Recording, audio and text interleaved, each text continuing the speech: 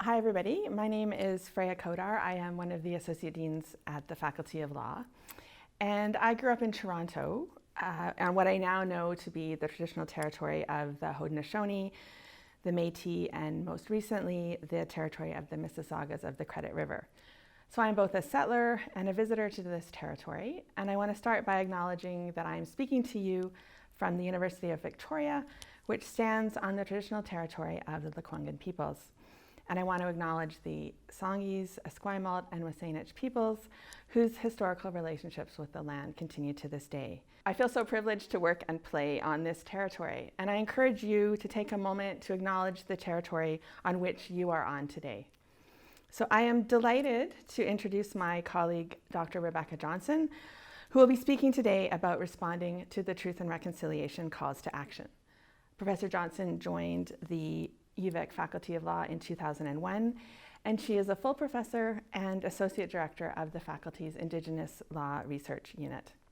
She has taught courses in criminal law, business associations, law and film, legal theory, and Indigenous legal methodologies. Her research interests include judicial dissent, cinema as a site of intercultural legal encounter, the economic imaginary, Indigenous legal methodologies, and sexuality. Professor Johnson is a pioneer in Canadian law and film scholarship, and she has written on such topics as colonialism, dissent, mothers and babies in prison, the Western, and Inuit cinema. In the last couple of years, a lot of her work has focused on responding to the Truth and Reconciliation Commission's report and calls to action. She is one of the co-founders and online facilitators of the blog Reconciliation Syllabus, which has been contributing to the national conversation with law professors about the creation of resources to fulfill the Truth and Reconciliation Commission's Recommendation 28 regarding law school curriculum. She has developed a component on the TRC for the entire first-year law school class and given invited talks and workshops on this subject to the National Centre for Truth and Reconciliation, the Canadian Bar Association, the Law Society of Nunavut, and Francophone scholars at the University of Victoria. So please join me in welcoming Professor Johnson. I'm really happy to be here today with you, thinking a lot about Freya's beginning with a land acknowledgement and about the place of the land in the work that we do here. It's a beautiful rainy day here today in Victoria, and I was reminded on the drive over thinking about in this territory how the rain is itself named in ways that call it a grandfather or a relative. And so driving in today, I was thinking about what that means for all of us to call in to ourselves recollections of those who have gone behind us as we think about the job that we have today, which is to think about the path that lies ahead of us. So today, what I'd like to talk to you about is 5 years in to the Truth and Reconciliation Commission. What does it mean for those of us who are thinking about the work that is ahead of us? What is it to be walking a path of partnership and friendship? So I want to begin 5 years ago in the summer of 2015, when I was spending my time in Secwepemc territory in the interior of BC, in between Salmon Arm and Sicamous, where my family of origin spends most of their time on Secwepemc territory. And during the summer, out in that territory, on the land, which is land very much, the interior Salish communities are a bit like the coastal Salish communities that we are living in, surrounded by a land of cedar, of water, of extreme beauty. And I waited with bated breath for the release of the TRC's, the Truth and Reconciliation Commission's, final report. And at the time, Prime Minister Justin Trudeau, we have here a picture of the official release with Senators Murray Sinclair, Dr. Murray Wilson, Chief Wilton Littlechild, and the Prime Minister said this: "This is a time of real and positive change." I felt that when he was speaking that. We know that what is needed is a total renewal of the relationship between Canada and Indigenous peoples. And we have a plan to move towards a nation-to-nation relationship based on recognition, rights, respect, cooperation, and partnership. And we are already making it happen. We will, in partnership with Indigenous communities, the provinces, territories, and other vital partners, fully implement the calls to action of the Truth and Reconciliation Commission. And the Government of Canada is committed to walking a path of partnership and friendship with Indigenous peoples. And those were powerful words. But here, 5 years later, for many people, particularly in this year of COVID-20, where we find ourselves living in a world that was unexpected a year ago, it is easy to feel despair. And I thought about images to try and capture some of what I mean by despair, at the feelings that some people have about how far we've moved in these 5 years. But I didn't want to pull together the images. Instead, I just want to offer you names. Colton Boushie, Joyce Echequan, Cindy Gladue, Tina Fontaine, the Mi'kmaq fisheries right now, the pipelines, the protests at the legislature. So with those things circling around us at this moment, it's easy to feel despair. But I want to push back against that today, and I want to do so by drawing in feminist science eco scholar Donna Haraway and her latest book, Staying with the Trouble, Making Kin in the Cthulhu Scene, where she says to us, it matters what stories tell stories. It matters what thoughts think thoughts, and it matters what worlds world worlds. Now, some of you may be thinking, legal theorists, who talks like this? But I want to say there's some reasons for us to think about what she invites us to think, the way she invites us to place ourselves actively in a world of verbs, and to imagine that there are other stories that can guide our lives and ways to think about, even in the conditions we're in, about maintaining hope and beginning to think about where we are in those stories and the ways that what we think and what we do can contribute to making a world that is a more hopeful one. And I think this is where I want to start us today in this talk. I want to return now with hope and not despair to that statement by the Prime Minister 5 years ago, and particularly the last line, where what he said again was, spoke to the need for a total renewal of the relationship, and said that the Government of Canada was committed to walking a path of partnership and friendship. So it's this that I want to take up, and I want to ask the question, where are we in this story? Is the story that we tell of the TRC only a story that involves the Government of Canada and Indigenous peoples? Is it a story that has success only when action happens there? Or is there a way in which we, as the people of Canada, also need to think about harnessing ourselves into this walk, into this pathway, and to take up actively a different story in which we similarly walk the path of friendship and partnership with Indigenous peoples? And what would it mean to take up this verb, the verb of walking, to imagine ourselves in a world in which there is going to be movement and distance? We're going to walk alongside people. We're going to see things. We're going to try things. We're going to smell different airs. And we're going to do the work of making ourselves into friends. So what would this mean? Well, commitment to this path might require of us some new truths and some new practices of reconciliation. And the argument, such as it is, that I'm going to make with you today is that there are reasons to be hopeful, and there are reasons to think about how the final report of the Truth and Reconciliation Commission is going to be our friend on this pathway. So my agenda. I'm hoping in this little bit of time we have together today that you'll come away with kind of 3 ideas. And so the agenda that I have stakes out for you 3 target points, and I hope that you'll be able to find with each of these target points one thought, one idea that you might carry forward in this pathway that we walk together. So the first part of this conversation will be about the relationship of the Truth and Reconciliation Commission to the Indian Residential Schools Settlement Agreement. So I'll talk about that first, about litigation and law and conflict and how those two things relate together. The second target will be some strategies for engaging with the Truth and Reconciliation Commission. I'm just going to pull up here.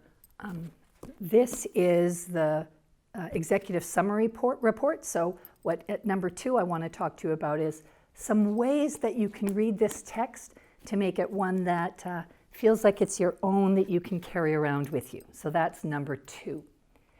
And then number 3, I'm going to plunge us into those 94 calls to action. We're not going to look at them all, but I'm going to pick 4 and share with you a number of pathways that a person could take through each one of just this sampling of 4 in order to see if one of these 4 might be a path that you might be interested in taking up for the next year, for example. So there's my agenda for where we're headed. So let's turn to the first piece of that. The relationship of the Truth and Reconciliation Commission's report to the Indian Residential Schools Settlement Agreement. Now, this first little piece, there will be 5 years in some people who will feel like they know a lot about how the TRC even came to be, and others who will feel a bit less certain about it. So here are, again, a sampling, just some pathways into the story. So the story that I've captured on this slide is one to help us think about the truth piece of Truth and Reconciliation.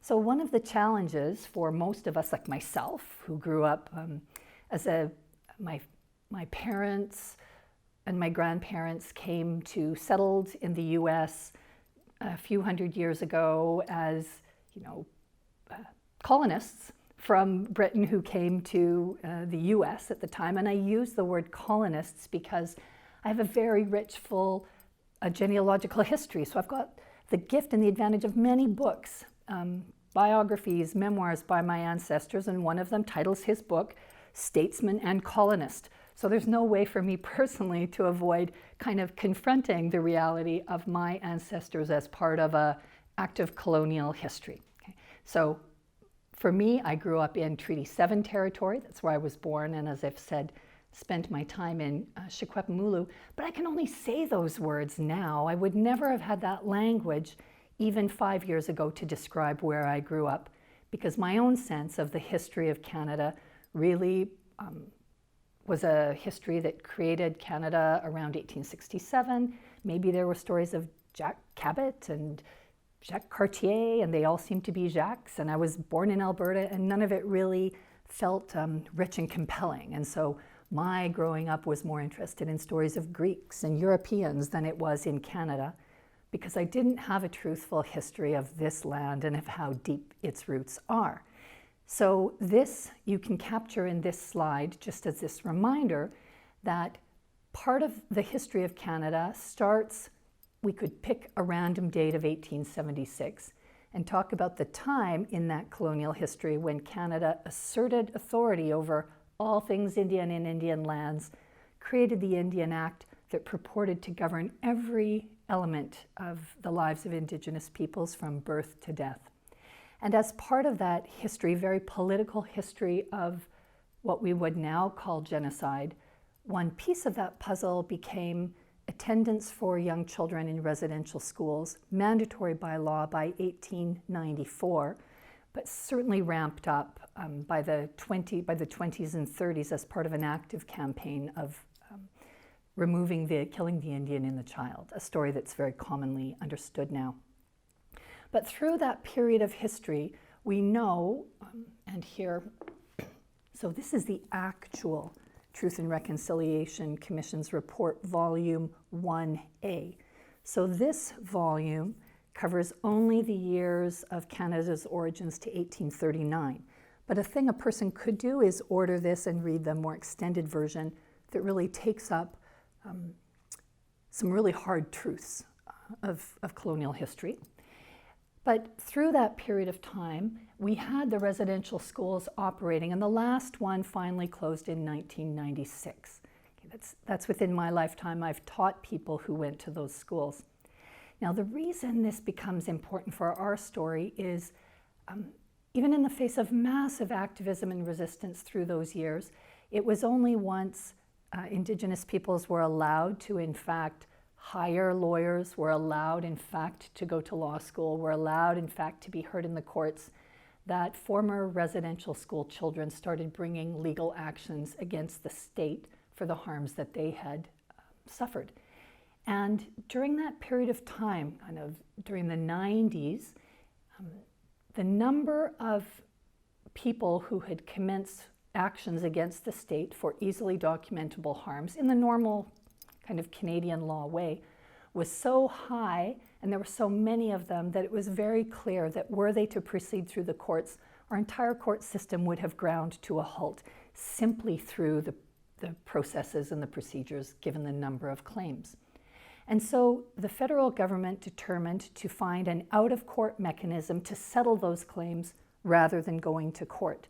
And so we have here a statement of reconciliation, an ADR process for an out-of-court mechanism leading in 2007 to the Indian Residential Schools Settlement Agreement. So again, this could have been in the courts, but it went out of courts to a class action and resulted in, here's the cover page of it, the largest class action settlement in Canadian history. There is nothing ever that we have had that is as big as this, which recognized the damage inflicted by the residential schools and set up a multi-billion-dollar fund to help former students in recovery.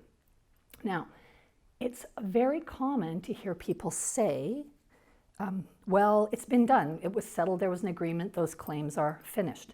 So here's another thing that you might take away on a truth question, and that is, what was actually in that settlement agreement? Because that settlement agreement, remember, it started by actual claims put into the courts, and those claims gathered together in the class action represented situations where the federal government, in conjunction with 4 specific named church institutions, had worked together to directly co-manage 139 specific schools. And so the class action covered only those 139 schools directly co-managed by the federal government and one of those 4 church institutions, in which there were 150,000 students still living who had been in those schools. So that's who was included, and also the AFN and the Inuit representatives, so the kind of political organizing for those groups, and an independent council. So that's who's in. So what did those who are in get? Well, before, let's say who was out. So I've said who was in. So who's out?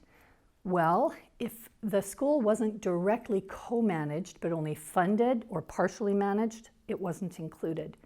If the school was in Newfoundland or Labrador, it wasn't included because Newfoundland didn't join Canada till 1949, and so it was thought that they didn't apply. If it was governed by, funded but through a separate school system, then it was not included. If it was run by the provinces, then it was not included. If it involved the Métis, then it was not included. So you should start to see already that when people say the number 150,000 children, that's not the magnitude order that was involved in the residential schools. That's just the number of people represented in the Indian Residential Schools Settlement Agreement.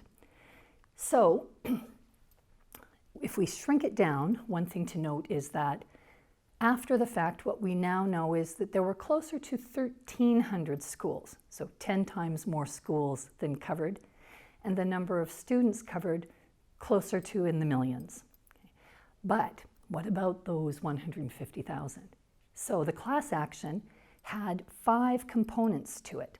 The first 3 that I've put down here involved money of some sort and was available to those 150,000 students. So first of all was something called the Common Experience Payment, which meant if you could show that you went to the school and you were there for a year, you got $10,000. For every additional year you went, you got another $3,000, I think. So you didn't have to show you were hurt, you didn't have to say that schools were bad.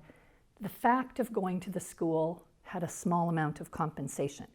Now you might say to yourself, would it be worth it to go to a school and get $10,000 for the experience of being taken from your family? We could have another debate. But symbolically, it acknowledged harm. So it was very important, this Common Experience Payment.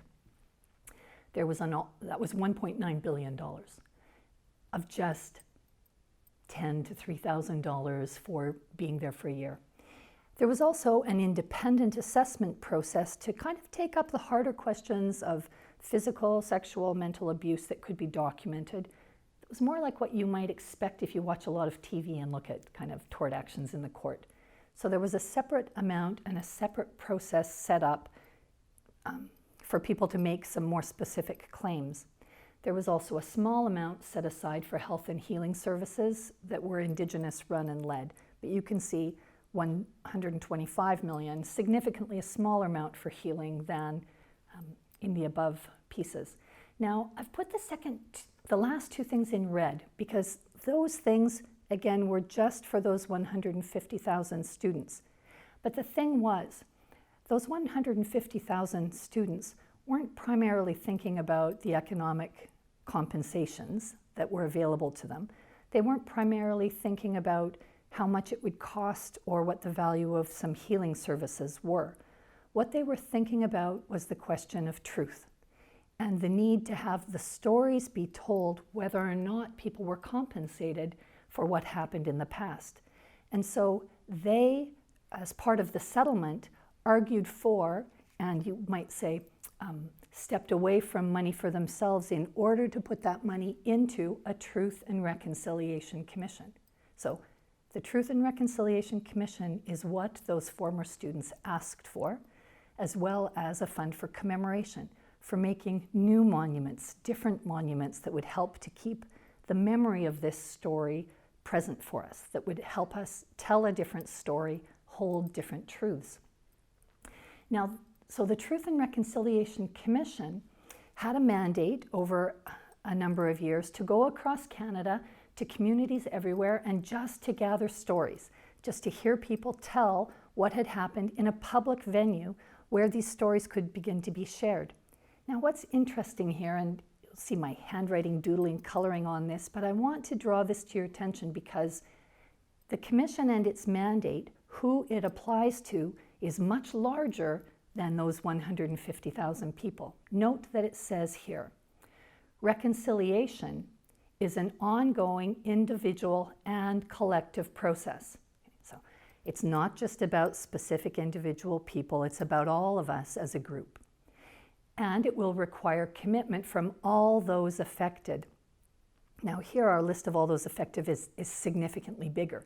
It includes First Nations, Inuit, and Métis. You'll recall I told you that the Métis were not included in the agreement.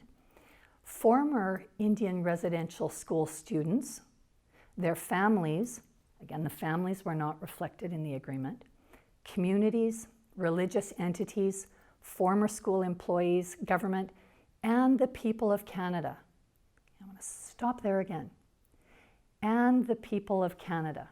Okay. So we are called into the mandate of the Truth and Reconciliation Commission's report, a commission that was necessitated as part of legal action where the Government of Canada agreed that because of the harms that it had done, it signed on to this process, a collective process for all of us. So this is the mandate, and this is why when we start talking about the Truth and Reconciliation Commission, it's really helpful to tell a different story, a story where this isn't about the government and Indigenous peoples, it's about the governments, the churches, the communities, religious entities, former students, employees, and us. We are called in. Okay, So that's number one. So I hope that there's something in that that might be interesting to you that you'll take away. Things to, again, take away is to remember that the reports of the Truth and Reconciliation Commission, both the long one, which is thousands of pages, 6 volumes, and the small one, they're online, they're free, they can be downloaded, they're easily accessible. There are things there to start to read and learn a different story. But how to read it? Okay, how do we go into this document, which has at the back of it 94 calls to action, 94 things that we can do. So how to read them? So the first strategy that I offer to you is to think when you read it that there are at least 3 lenses you can apply. The first lens is to read them thinking about the big institutions that we belong to: university, government, all of the places that we live and do our work. What are the large institutions that govern us? Schools, hospitals, educational institutions, like all of the finance, business community, all of those big questions. So a first question might be, what is the institution or profession closest to you going to do about education or change? So you can read this with the largest lens possible, kind of I'll call it the eagle view from high up in the air. A second lens you can ask is a little bit closer to yourself, and that is, are there recommendations here that implicate the people you work with in your own institutions and groups? And what do you need to know to work respectfully with them? And then closer to the ground is the individual level. What are the things you might do at the place that you are at? And by this I mean as a parent, as a congregationalist, as an activist, as a consumer, as a neighbor. Okay, so 3 lenses. Now, a second strategy when you look at those 94 calls is to see that they are going to invite us to think about 2 kinds of problems. The first half asks us to think about the legacy of the schools. Now, they're organized into these 5 categories: child welfare, education, language, culture, health, and justice. And these categories are actually the major institutions of our society.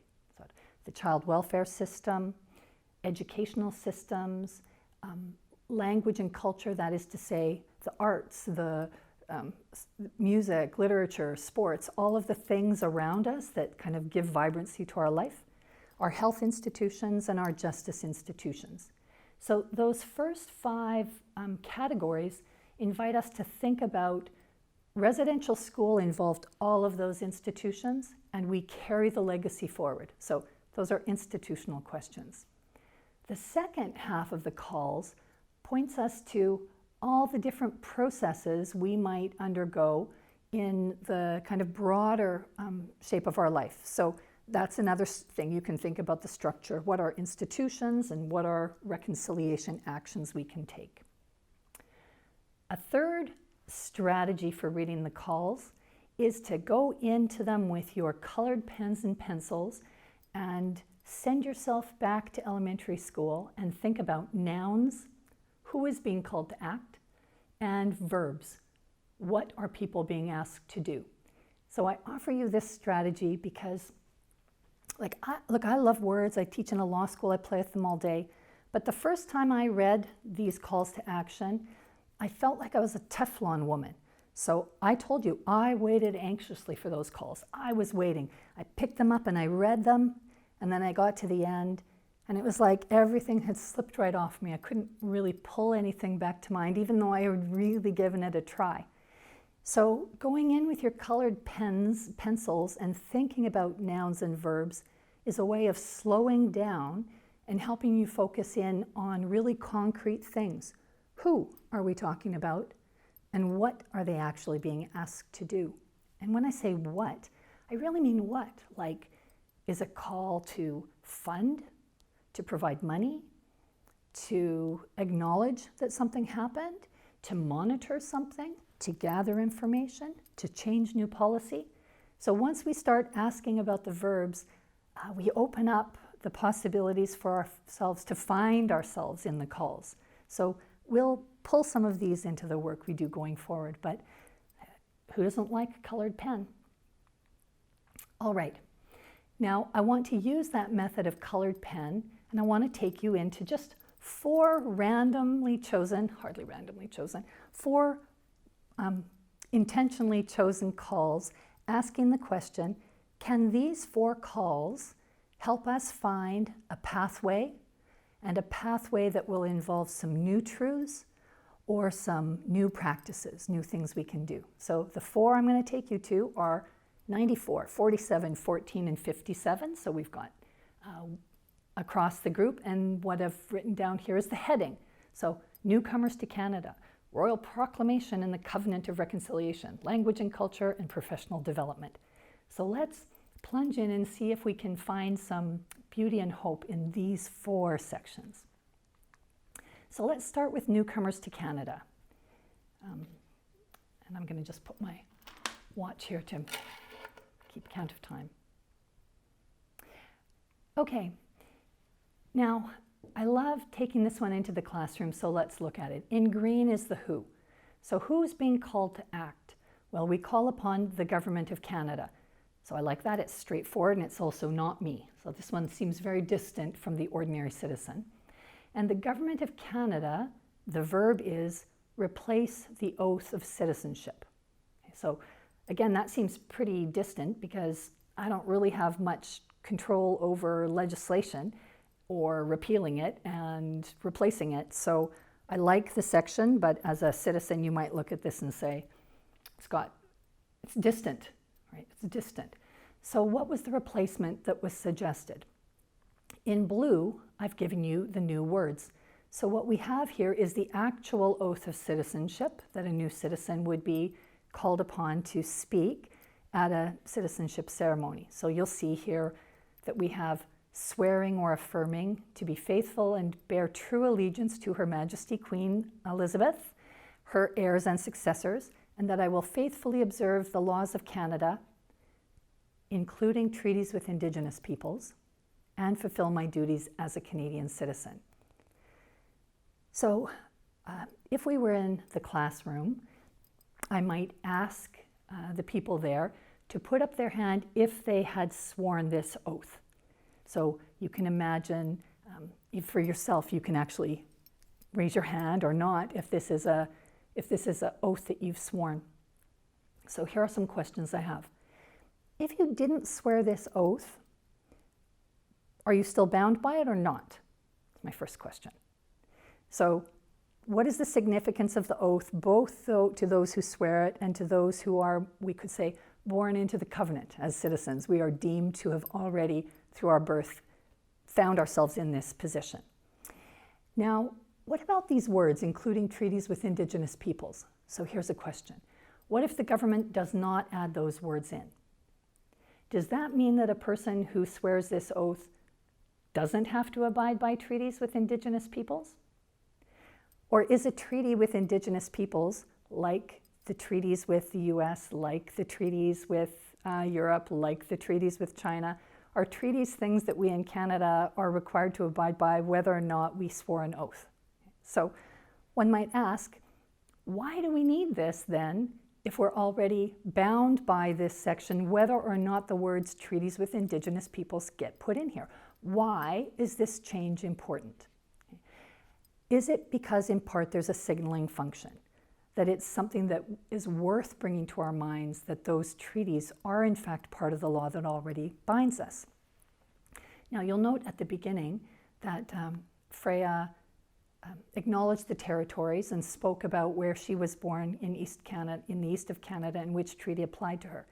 So as you're thinking about the pathway and the mapping through here, whether or not the Government of Canada adds that amendment into the oath of citizenship, that call to action invites us to place ourselves within the language of including treaties with Indigenous peoples. So one question you might ask yourself is, what are the treaties with Indigenous peoples that apply in the place that I was born in Canada, or the places that I have lived in Canada? Do I know the substance of those treaties? Do I know if my government is or isn't honoring those terms? And what do we do here in BC, where we know that we are not bound by treaties because we are in unceded territory? And if we are in unceded territory, what do we need to know about the law of this place in the absence of treaties? Okay, so there are many, many pathways open to us for learning some truths and for finding some new pathways if through only asking what it means to add the words including treaties with Indigenous peoples, and to make that question our question no matter what the government does or doesn't do. Okay, so moment of hope, moment of possibility. Number 47, let's see what path we can find through this. Here's another one that seems to be distant and far away. Royal Proclamation and Covenant of Reconciliation, that's like constitutional law language. Nobody likes that stuff, right? Except for constitutional law scholars. So we call upon federal, provincial, territorial, and municipal governments. So again, we're in who's being called. And what are they asked to do? They're asked to repudiate certain concepts that were used to justify sovereignty over Indigenous peoples and lands, such as the doctrine of discovery and terra nullius. So the government is to repudiate those concepts and reform laws, government policies, and litigation strategies that rely on such concepts. So a first pathway in is doctrine of discovery, terra nullius. What the heck are those things?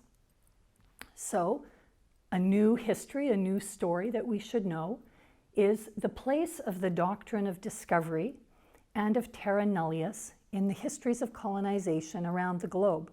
So here's a picture of the Pope and of King Alfonso. I think this is a Rubens painting of King Alfonso of Portugal.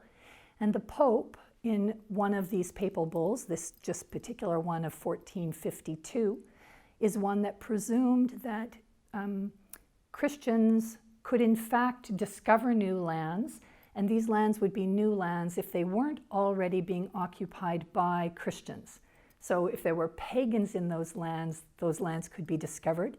That was considered to be terra nullius. And so the language here authorized the colonizing powers, you can see the language, to capture, vanquish, and subdue Saracens, pagans, other enemies of Christ, put them into perpetual slavery, take all their possessions and property. Okay. And this is the basis for the slave trade in West Africa, and this is the basis for much of the history of colonization. If you read into the TRC calls to action, there are some requests for the Pope to kind of apologize and officially repeal all of these documents that don't obviously continue to operate, but they still operate in the background of our legal system in the following way. Now, I've given you right here, so the doctrine of discovery, clearly British Columbia was not empty and discovered when settlers first came here. But this is the high school textbook of my child. So you see here, the first page of it is colonies in the wilderness, wilderness, wilderness. I can't help but doing it that way. I just love it so much. So we continue to have a narrative within our educational system that when settlers arrived here in 1814, we had a wilderness. Okay? That's a story that we continue to tell. Other stories we know, 14,000-year-old village unearthed on BC Island by UVic student. So we know that we have 14,000 years of history of continuous occupation by Indigenous peoples in this territory.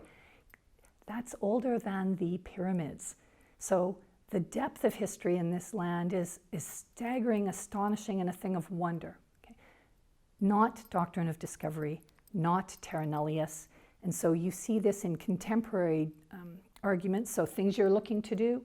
There's a fabulous issue of BC Studies that tells this history in a different way, drawing on local scholars and academics, Nick Claxton, John Price, and John Elliott.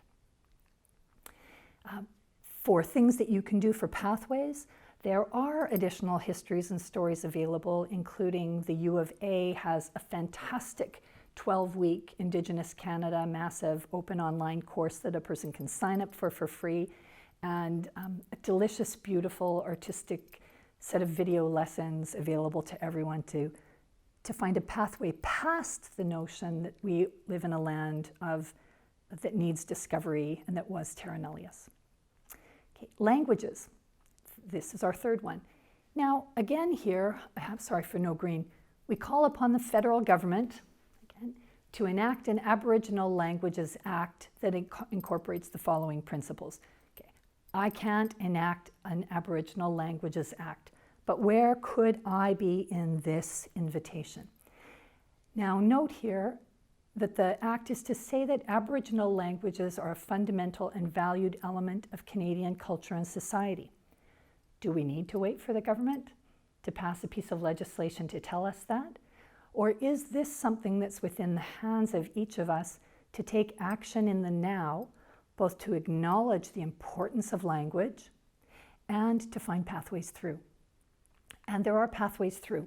You note here I've put this image will take you to the First Voices website. If you go out there, you can click onto First Voices, you can search for any of the Indigenous languages listed, you can find a word, and then it will let you listen and hear the word, the sentence, or the phrase over and over again, so that you can learn how to put in your mouth the sound and shapes of the languages of the place that you live, so that you can learn how to say haichka, so that you can learn how to say wait, so that you can learn how to say kwasalkten, if you want to be able to speak and say languages in a way that show the first steps towards honoring and acknowledging the languages in the world around us.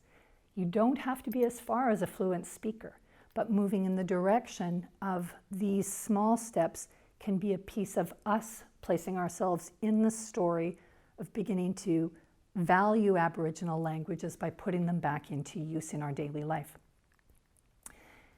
I've included a little page here from the book Secwepemc People, Land and Laws, which, again, things that you can do. Books are great, go buy them.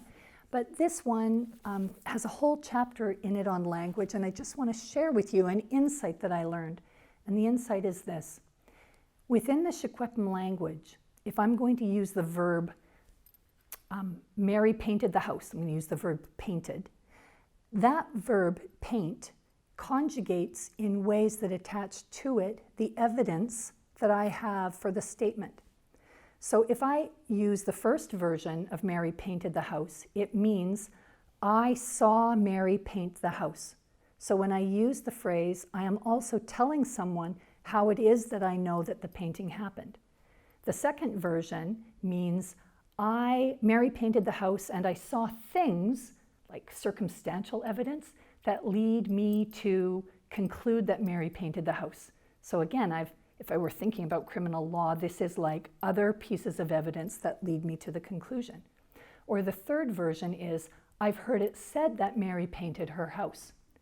Now the reason I point this out is that the language itself tells you about, you can't say to someone, did Mary painted her house, without first asking yourself, how is it that I know what I know before I say the words that I know?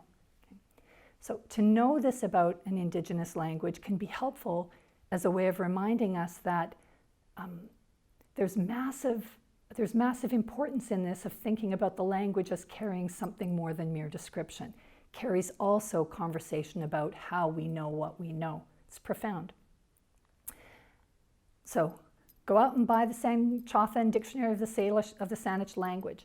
Go out and buy the Plant Northwest Knowledge cards so you can walk around in our land and use other words for the plants that you know in English. There's many, many things we can do. Use new names for places. So as we begin to learn how to refer to Pacals rather than only to Mount Doug, we can begin to use multiple words in languages to talk about the places we go. And then my final piece before closing is just to point to the professional development and training for public servants section. Some of you may be just such people. Again, here the federal, provincial, territorial, and municipal governments are to provide education on a host of things. Now, the reason this section is great is because there's almost an identical section for medical schools, for law societies, for law schools, for schools of theology, for journalism and media, and for the corporate sector. So if you learn one of these, you will know 7 of them. And they're very similar, these sections, but if you kind of take a slow look at them, you will see they are a full curriculum for a lifetime. So they point you in the direction of things you can learn about, like the history and legacy of residential schools, like UN, DRIP, like treaties, like the history of Aboriginal Crown relations, and like Indigenous law. Note that it also requires us to develop new skills in intercultural competency and conflict resolution, human rights and anti-racism. Anti-racist work in this Black Lives Matter moment, is the work of the Truth and Reconciliation Commission. And this is work that is done on a pathway with each other in beginning and tentative steps where we develop our capacities as we go. There are reasons to be hopeful. And I think my time, as I come to the end, my last kind of comments of hope are thinking about things we know here. We've been very lucky in this territory that it's here that the witness blanket was developed by Carrie Newman and survivors and residential school people across the country who developed a way of remembering and honoring the past through the gathering together of objects from across Canada woven into one blanket that speak and tell these multiple layered stories.